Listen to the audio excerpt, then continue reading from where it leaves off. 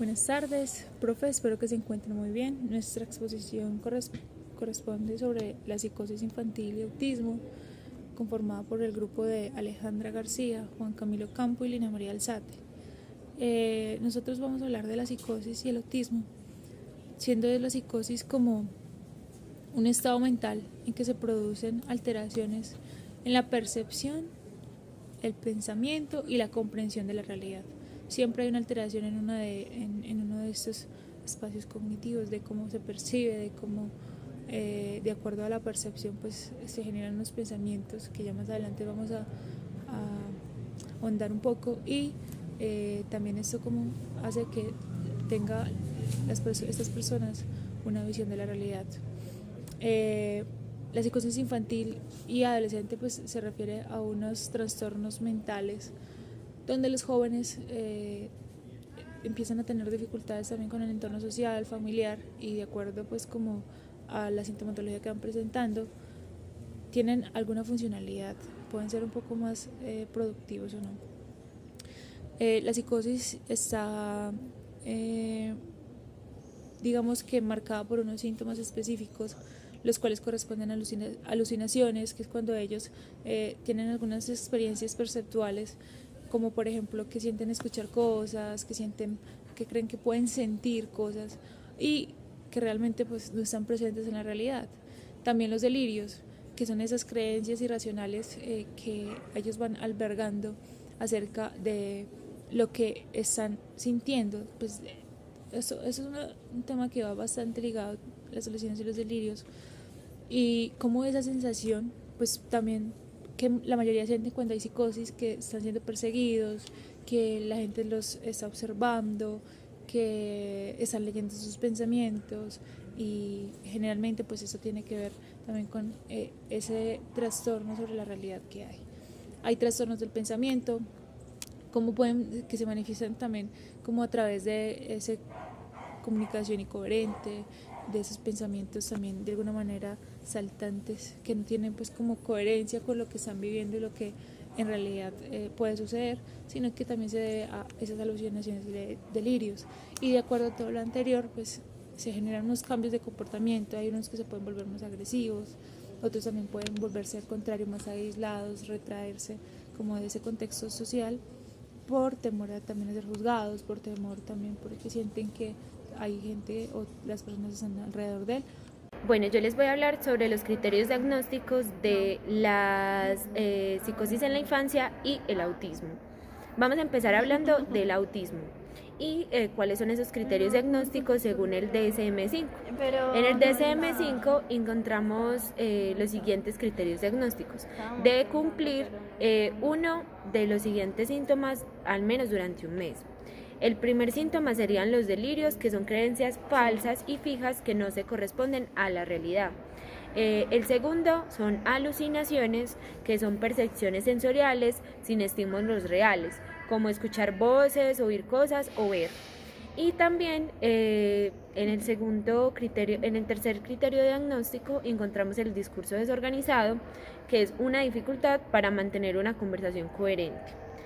El cuarto es un comportamiento catatónico, que son faltas de respuestas motoras o movimientos anormales que se encuentran en las personas que tienen estos diagnósticos. Los síntomas que acabo de explicar no se pueden deber al consumo de sustancias psicoactivas como drogas o medicamentos que tengan efectos adversos, una condición médica general que cause deterioro significativo en el funcionamiento social, académico o laboral. No puede atribuirse únicamente a otro trastorno mental que se tenga, como alguno del espectro autista, y trastorno depresivo mayor o trastorno bipolar. En el CID-10, lo que pasa con la psicosis en la infancia es que se establece bajo la misma criterios diagnósticos del DSM-5, pero ya se conocen como trastornos esquizofrénicos y tienen pues los mismos criterios.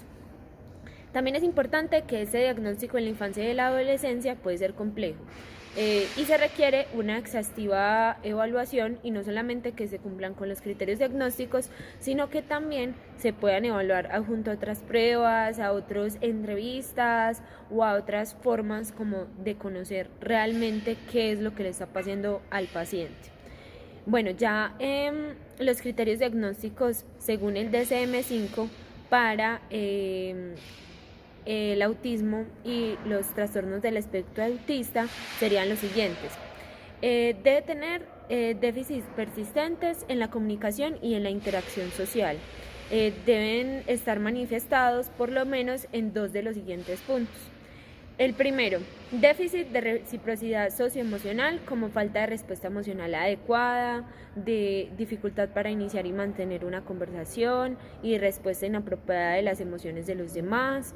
Y la segunda es déficit de comunicación no verbal, como falta de contacto visual, expresiones faciales limitadas, posturas o gestos corporales atípicos y dificultad para comprender algunos gestos de las demás personas.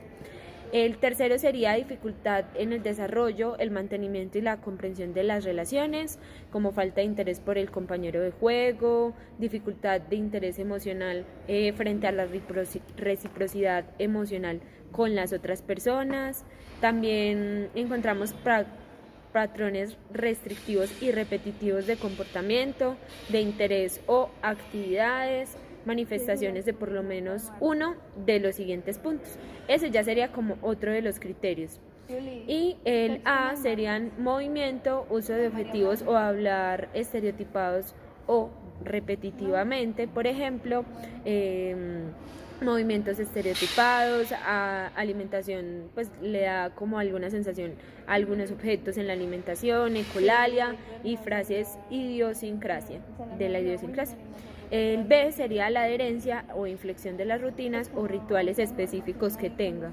El C es muy restringidos o fijos con una intensidad inusual o en un enfoque perseverante. Continuando, el criterio D es hiper o hiperreactividad a algunos estímulos sensoriales, como la indiferencia aparte al dolor, el calor extremo, respuestas a los sonidos, a texturas específicas o fascinación excesiva o algunos movimientos visuales puntuales. Los síntomas deben ser presentes en la primera etapa del desarrollo. Pueden que no se manifiesten completamente hasta las demandas sociales se extiendan, las capacidades limitadas o se enmascaren con algunas estrategias de la vida puntuales. Los síntomas causan deterioros clínicamente significativos en el funcionamiento social, labor y otras áreas de la vida. Estos déficits no se pueden explicar por una discapacidad intelectual global o por un retraso en el desarrollo. Es importante destacar que el autismo debe ser destacado o pues debe hacer un diagnóstico por un profesional en la salud con experiencia en el diagnóstico del trastorno del neurodesarrollo, como psicólogos clínicos o psiquiatras infantiles, a través de una evaluación completa que incluya observación de comportamientos, respuestas y pruebas estandarizadas.